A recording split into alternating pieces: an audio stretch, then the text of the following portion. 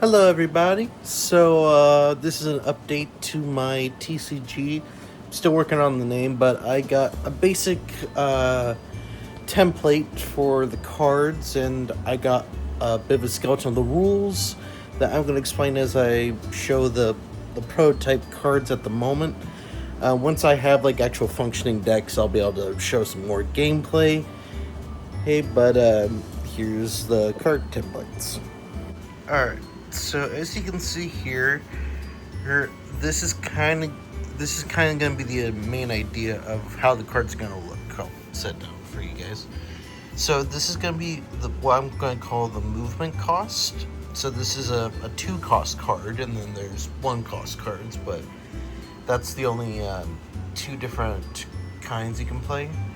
Then these rectangles here are doors where you can attach cards, attach other places to the cards as long as there's an open door. And then here is the symbol of what each card is going to be.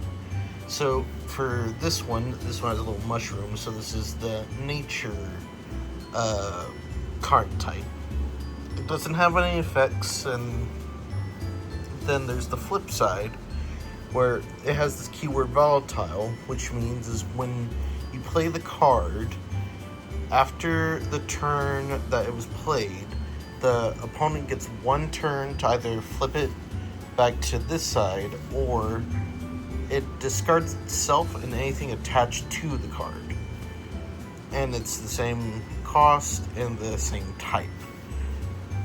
So how I have a few more cards here, so I'll grab these to give more example. So how the game works is somewhat simple. You start with your starting room.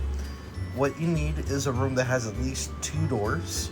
If it has like just 1 door, for example, then you just keep going until you get to a card that has 2 doors. So we'll say you start here. And this is the unknown symbol, and that's toy. So you start the game with that, and then you get 5 cards each to start your turn, or to start the game, excuse me. And then how it works, as you can see, there are these little numbers here, which is the movement I mentioned earlier. You can play 2 movements, like this, for example, or you can play a single 2 cost, like this one. And like, yeah, there will be stuff with effects. It's just taking me time to come up with that stuff. And then after you've done your movement, if you still have some movement left, you can corrupt an area. So let's say you want this on the back side, you pay 1 to corrupt it, so you get the other side and the other effects. And if you want to restore a room, so if it was on this side, for example, you would pay the cost of the card to flip it back to normal so it doesn't discard itself and then attach cards. If you have like no cards at all on your field, that means you just lose. But the goal is to have 4 cards of the same type 3 times. These are what are going to be called anchors. When you make one, so let's say all these are the same, aim for the explanation. This is all the same kind. When you make one, you draw a card. Sorry, my voice cracked there for a minute.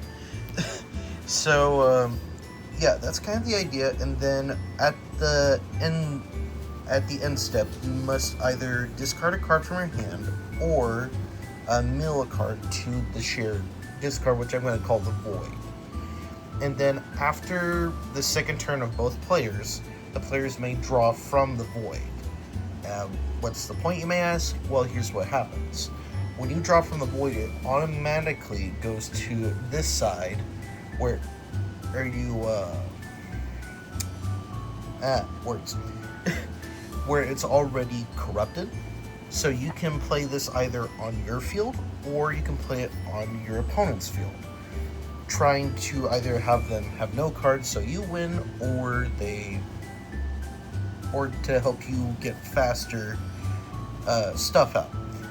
So the other little rule I wanted to add on real quick, I do want this to be multiplayer capable. Like, you can do 1v1, of course, but the other is kind of like Commander style. If you play Magic, you kind of understand what I mean. So let's say they're like 4 players. If one is like knocked out, all their cards go to the void. However, the person doesn't stop playing when that happens. What they become now is called a glitch ghost.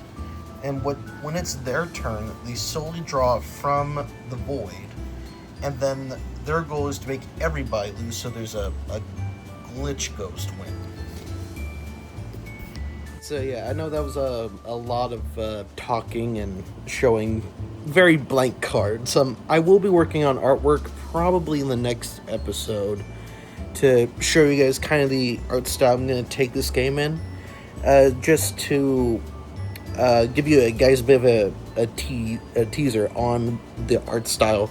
I don't plan on using any colors in this game. It's all going to be black and white drawings, but don't worry, they're going to be detailed. They're not going to be very sad little ones, unless that's the point of the card. But we'll get to that bridge when we come to it. So yeah, that's episode 2. I hope you guys will be excited for this game on episode 3, which I should be able to have at least one playable deck that can maybe be used a bit more to show the game better, and as well as some artworks to show as well. And as you can tell, this is all going to be by hand because I suck at digital stuff. Alright, see you next time.